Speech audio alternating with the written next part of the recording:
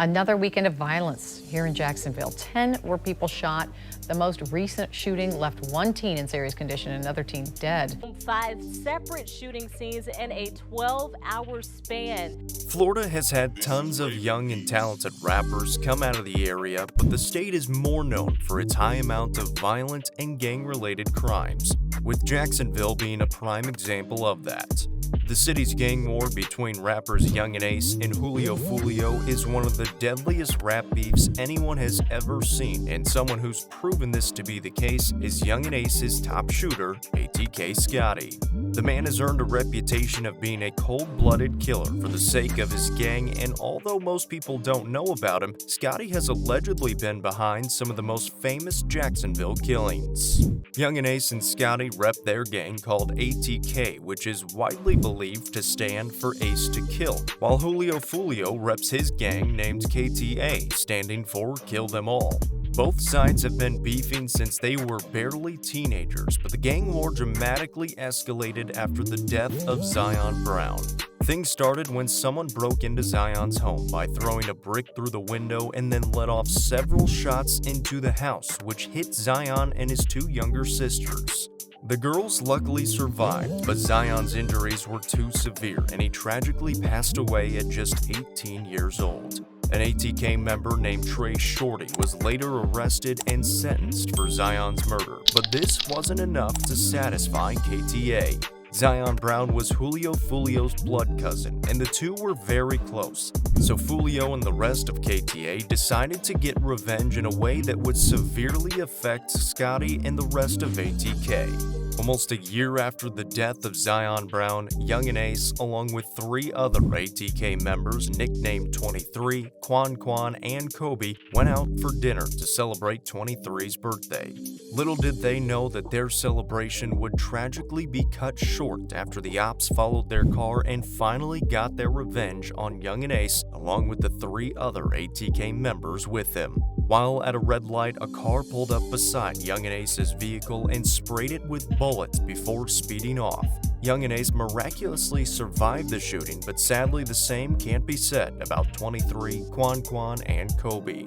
Losing not 1 but 3 members in a single shooting was a tremendous loss for ATK. Scotty was close friends with everyone who was lost in the shooting, and the incident sent him along with the rest of ATK down a path of violence which created a deadly gang war in Jacksonville. Scotty eventually got retaliation for his 3 friends after he allegedly helped murder a KTA member by the name of Bibby. Scotty, along with 2 other ATK members named Queso and Rollo, drove around the ops block trying to find any KTA members lacking, and they eventually found Bibby along with another KTA member named Pop-Up. So, Queso and ATK Scotty got out of their car and began firing shots at the ops, and Queso was allegedly able to kill Bibby, but Scotty was unsuccessful and Pop-Up was able to get away with his life intact. The death of Bibby became an important event in the Jacksonville Gang War due to the fact that he was Julio Foolio's best friend, and it would be another death that took a toll on the rapper. Not only that, but Bibby would be the center of disrespect when it came to ATK making fun of their dead ops, and some might even recognize the name from the viral diss by Yungeen Ace called Who I Smoke. I smoke, baby. KTA needed to get revenge for the death of Bibby, which meant that there was now a target on Scotty's back. Because of that, he nearly became another casualty in the gang war after being caught off guard in a shooting. Back in 2019, Yungeen Ace, Scotty, and Queso and the rest of Ace's ATK crew were staying at the Hampton Inns Hotel in Waycross, Georgia, when they were ambushed by armed KTA members. The group began shooting at Yungeen Ace's crew, and luckily for the ATK crew, Scotty and Queso had guns on them, so they fired back at the ops, which started a shootout. Eventually, the KTA members ran off, and even though Scotty and Queso were able to defend their gang, they couldn't save everyone since ATK would suffer yet another casualty. A mother's plea for answers after her son was gunned down near a hotel in Waycross. The police are still looking for the gunman. The victim identified in the murder was Rollo, and like expected, KTA celebrated his death, with Julio Foolio even going as far as making fun of Rollo for getting caught lacking despite having a gun on him. To make matters worse, the situation had put Scotty in some hot water with legal problems since he was charged for possession of a handgun without a license and possession of marijuana. Many people would expect Scotty to lay low after being caught up with the cops, but this wasn't the case since shortly after the Waycross shooting, he was once again accused of a different murder.